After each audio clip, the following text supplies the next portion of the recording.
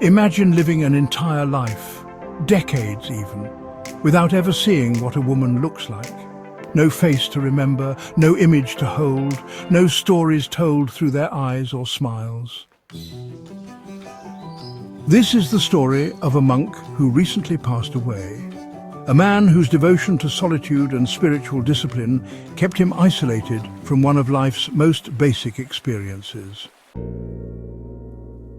His name was Brother Tenzin, a monk who dedicated his life to meditation, prayer, and detachment.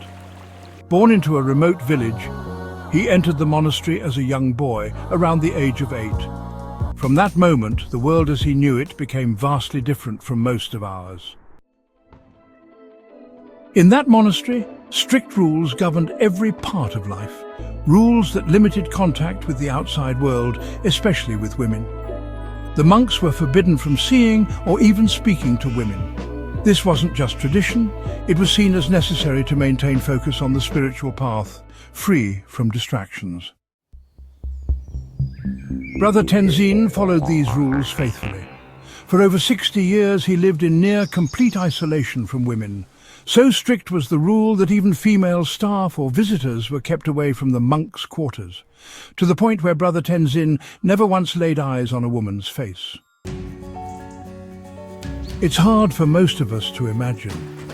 Women are everywhere, our mothers, sisters, friends, colleagues. But for Brother Tenzin, women were a concept, an idea he only knew through words in ancient texts or the faint whispers of stories told by fellow monks.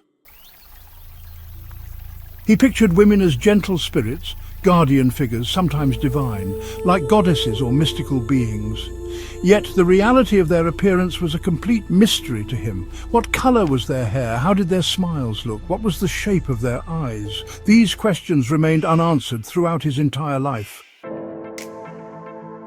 He was deeply committed. The monastery was his entire world. He believed seeing women could disturb his spiritual focus, so he never sought to break the rule, even in private moments. As he grew older, visitors occasionally came by the monastery, pilgrims, scholars, or government officials. Yet, the monks always remained separated, shielded behind walls and corridors. Brother Tenzin never once crossed that boundary to catch a glimpse of a woman. Now, some might ask, was Brother Tenzin deprived? Did he miss out on a fundamental human experience? But the truth lies in understanding his choice and the value he placed on spiritual enlightenment over worldly attachments. For Brother Tenzin, the external world was a distraction from the inner journey. He sought to know himself beyond physical form, beyond gender, beyond desire. To him, a woman was neither an object of attraction nor curiosity. She was a symbol of the world he was trying to transcend. His life was a testament to discipline. Even when monks sometimes faltered, Brother Tenzin remained firm in his vows of celibacy, detachment, and simplicity. His goal was to attain nirvana, or enlightenment, where all worldly desires fade away. But what does it mean to live without seeing half the human race? To some, it's unimaginable. To others, it's a sacrifice made willingly for a higher cause. In today's world, where connection and physical interaction define so much of our lives, Brother Tenzin's story reminds us that meaning and fulfillment come in many forms.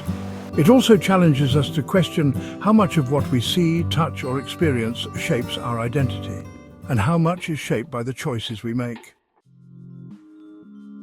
Brother Tenzin passed away recently peacefully, surrounded by his fellow monks. Though he never saw a woman's face, his life was rich with spiritual depth, calm, and purpose. His story may seem strange or extreme to some, but it is a powerful example of devotion, sacrifice, and the diverse ways humans seek meaning. In a world full of distractions, sometimes the greatest journey is the one inward. If this story moved you or made you think, please like, share and subscribe for more stories that explore the extraordinary lives of ordinary people. Thank you for watching.